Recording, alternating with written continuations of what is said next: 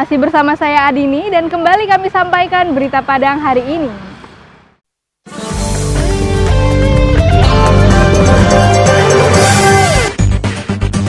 Jumlah penderita COVID-19 di Sumatera Barat Senin sore bertambah menjadi 9 orang. 1 orang positif berasal dari Kabupaten Pesisir Selatan yang semula memiliki riwayat kontak dengan pasien positif juga. Selain itu, 1 orang pasien dalam pemantauan di Rumah Sakit Ahmad Muhtar Bukit Tinggi hari ini meninggal dunia. Pemerintah daerah Sumatera Barat memberlakukan pembatasan masuk bagi masyarakat dari luar Sumatera Barat yang hendak memasuki wilayah Sumatera Barat. Ada 9 titik pintu masuk Sumbar, diawasi dan dilakukan pemeriksaan ketat terhadap siapa saja yang melewatinya. Namun Pemda tidak melarang, melainkan hanya melakukan pemeriksaan. Anggota Polsek Koto Tangah Padang membubarkan puluhan anggota jamaah pengajian Angku Sidi Jamhadi yang beralamat di Masjid Gobah, Kelurahan Padang Sarai, Kecamatan Koto Tangah, Padang, Senin pagi. Setelah diberi himbauan dan penjelasan, akhirnya para jamaah membubarkan diri satu persatu.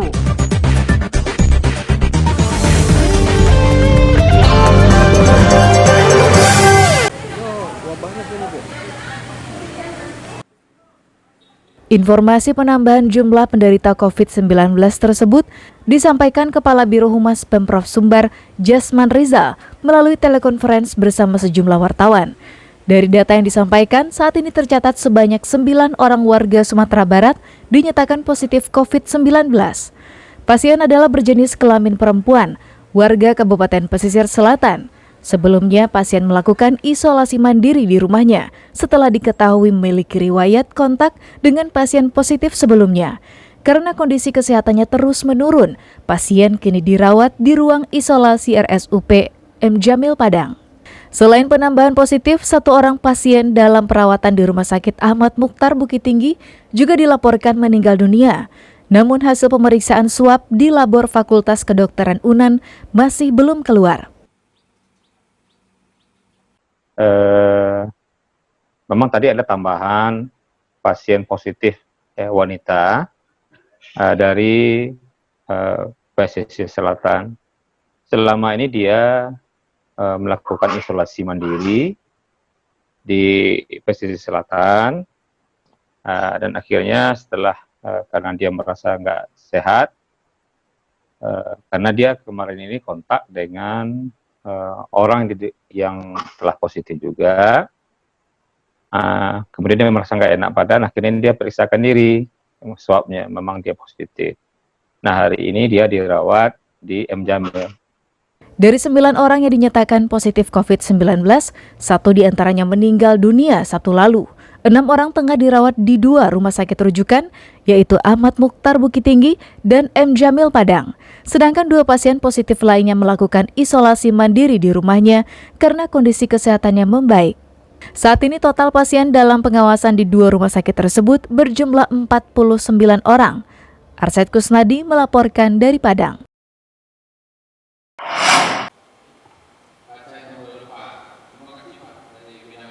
Usai rapat koordinasi yang digelar pemerintah provinsi Senin siang, Wakil Gubernur Sumbar Nasrul Abid menyampaikan ada 9 titik lokasi pintu masuk Sumatera Barat yang diawasi petugas. Ke-9 titik tersebut berada pada daerah perbatasan dengan provinsi tetangga, seperti Jambi, Riau, Bengkulu, dan Sumatera Utara. Di setiap titik terdapat posko dan petugas yang akan memeriksa setiap kendaraan yang memasuki wilayah Sumatera Barat. Mereka yang akan masuk diperiksa kesehatannya. Jika ditemukan warga yang menderita gejala mirip COVID-19, akan diberikan tindakan medis untuk kemudian diisolasi di rumah sakit terdekat. Sementara bagi pendatang yang dianggap sehat, dicatat kemana tujuannya dan dikoordinasikan dengan perangkat daerah yang bersangkutan untuk dilakukan pengawasan lebih lanjut guna memantau perkembangan kesehatannya. Pembatasan secara selektif ini mulai dari tanggal 31 Maret sampai 12 April. Selanjutnya saya mengharapkan kepada Bupati Wali Kota agar semua masyarakat kita yang pulang ke kampung, yang mereka akan tersebar di kabupaten kota, agar dilakukan pengawasan dengan ketat. Untuk itu jangan lengah dan harus dilakukan seketat mungkin. Selamat bekerja, ini adalah tanggung jawab kita bersama. Kesehatan Sumatera Barat, kesehatan kita bersama. Pembatasan selektif ini akan diberlakukan mulai tanggal 31 Maret hingga 12 April mendatang. Para perantau yang pulang ke kampung halaman, Wagub meminta bupati atau wali kota setempat untuk melakukan pengawasan secara ketat. Pemerintah Sumatera Barat sendiri telah melakukan himbauan dan disampaikan secara tertulis kepada ketua-ketua perkumpulan warga Minang di perantauan. Dalam himbauan yang ditandatangani oleh Gubernur Sumatera Barat itu, para perantau diminta untuk menahan diri dan tidak kembali ke kampung halaman hingga masa keadaan tertentu darurat bencana COVID-19 dinyatakan berakhir oleh pemerintah. Arset Kusnadi melaporkan dari Padang.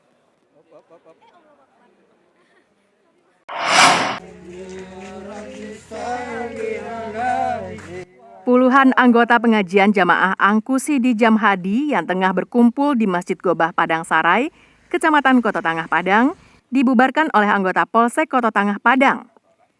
Para jamaah ini datang dari berbagai kabupaten dan kota di Sumatera Barat, bahkan beberapa orang dari mereka berasal dari provinsi tetangga untuk mengunjungi makam guru besar mereka, Angku Syidi Jamhadi, yang berada di halaman belakang masjid.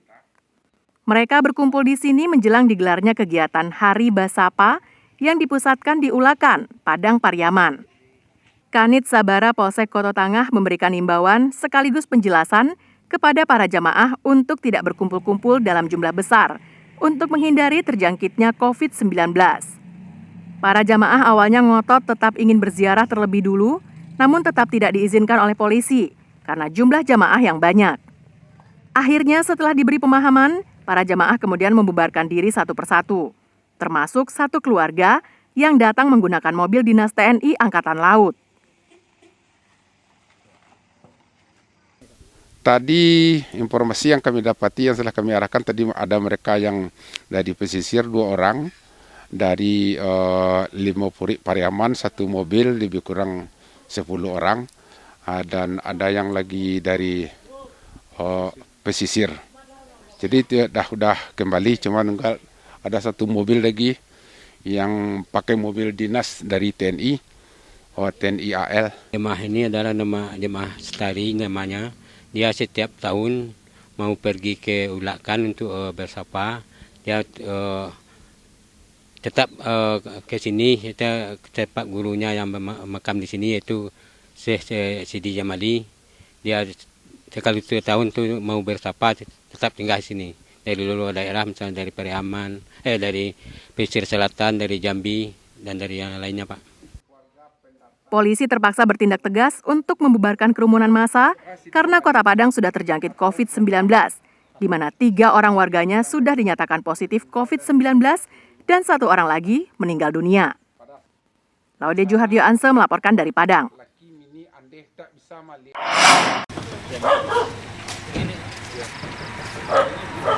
Satu persatu tempat hiburan malam yang ada di Nagari Sungai Kambut didatangi oleh petugas Satpol PP Kabupaten Darmasraya, anggota Polsek, serta aparat nagari setempat. Petugas ini memastikan apakah tempat hiburan malam yang berkedok rumah karaoke tersebut masih beroperasi atau tidak. Sejak wabah COVID-19, pemerintah Kabupaten Darmasraya memerintahkan semua tempat hiburan malam harus berhenti beroperasi. Tujuannya untuk menghindari kerumunan orang banyak. Hal ini sejalan dengan maklumat Kapolri yang dikeluarkan pada 19 Maret lalu. Namun diduga kegiatan yang dilakukan oleh aparat ini telah diketahui sebelumnya oleh pemilik tempat hiburan malam. Dari 9 tempat hiburan malam yang ada di Nagari Sungai Kambut, tak satu pun pengunjung yang ditemui petugas saat mendatangi tempat hiburan malam itu. Indikasi masih beroperasinya tempat hiburan malam ini bisa dilihat dari para wanita yang bekerja sebagai pemandu lagu. Para wanita yang berasal dari beberapa daerah di luar Provinsi Sumatera Barat ini masih berdiam dan menginap di tempat hiburan malam tersebut. Untuk memastikan bahwa tempat hiburan malam ini berhenti beroperasi, petugas mendata semua pemandu lagu dan menyuruhnya kembali ke kampung halaman masing-masing. Kegiatan ini adalah dalam rangka ada perintah dari Kapolri, termasuk juga surat edaran dari Bupati. Kita ingin memutus mata rantai daripada penyebaran COVID-19 ini. Dan sebelum melaksanakan kegiatan ini, kami sudah menerima surat kepada pemilik hiburan agar ditutup. Jadi kita pada malam hari ini adalah checking ke lapangan, apa betul-betul mereka mengindahkan daripada surat kita apa tidak. 9 lokasi ini, 9 lokasi tempat hiburan ya? Ya, tempat hiburan. Kita tutup semua. Berarti tempat yang kita datangi tadi itu benar 9 tempat semuanya? Ya, 9 tempat semuanya. Aksi pemantauan tempat hiburan malam yang dilakukan oleh petugas ini akan dilakukan secara berkala pada masa yang akan datang, agar pemilik tempat hiburan benar-benar menutup usahanya. Eko Pangestu melaporkan dari Dharmasraya.